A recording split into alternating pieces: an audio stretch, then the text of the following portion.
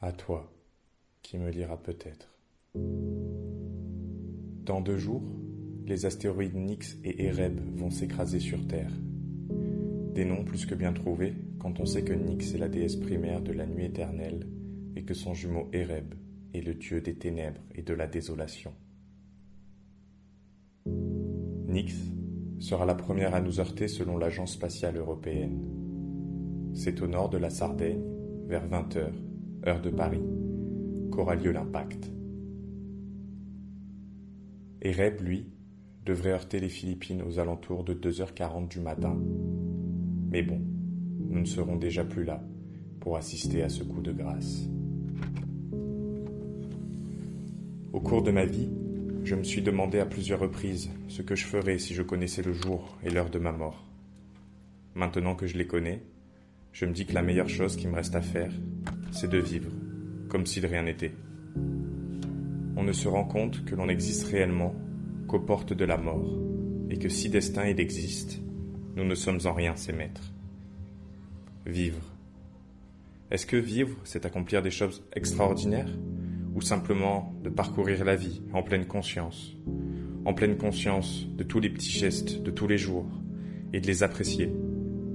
Pour moi, c'est ça exister. Malgré ces belles paroles, je pense que j'ai peur.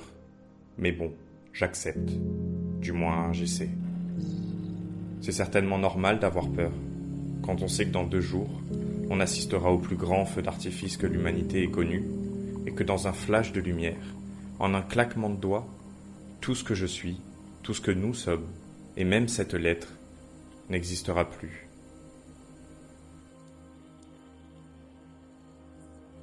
Aujourd'hui, nous sommes 7 milliards de fourmis qui pataugent, la tête tournée vers les cieux, en se posant à chaque instant la même question. Que vais-je faire du temps qui m'est imparti? Des milliers iront peut-être au travail, se levant, leur dernier jour, enfilant leur plus beau costume, pour aller donner la patte une dernière fois. Peut-être que d'autres prieront de longues heures pour le salut de leurs âmes en attendant leur fin. Et d'autres encore feront peut-être comme moi, écrivant et décrivant leur vision d'une apocalypse imminente. Au matin de ce dernier jour, j'ai voulu faire le point.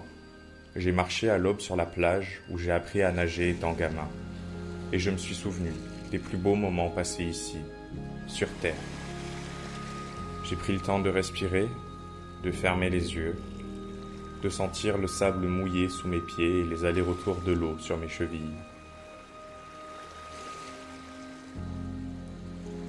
Et puis, je me suis souvenu que ce soleil naissant à l'horizon, ce soleil qui me réchauffait le visage, était le dernier soleil de ma vie. Et j'ai compris.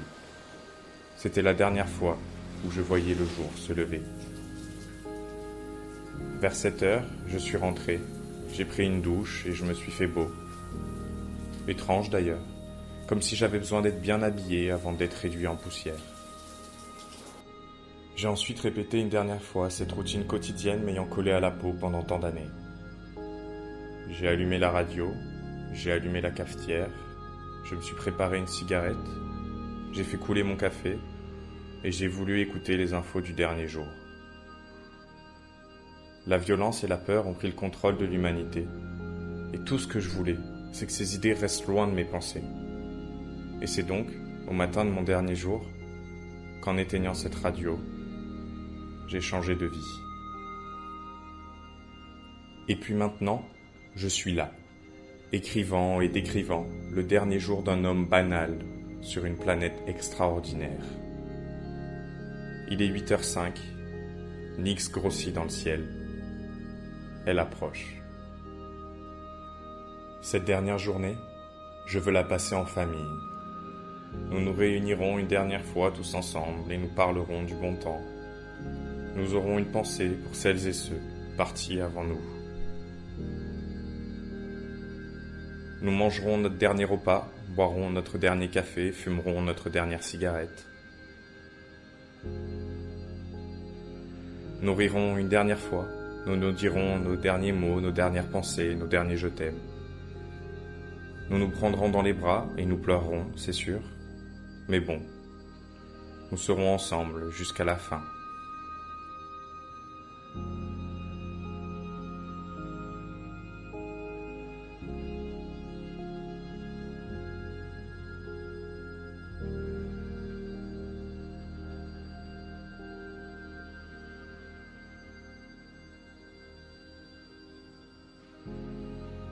Et c'est la main dans la main que nous partirons dans ce flash de lumière, dans ce souffle de vent. Et c'est main dans la main que nous quitterons cette terre, tout en étant vivants.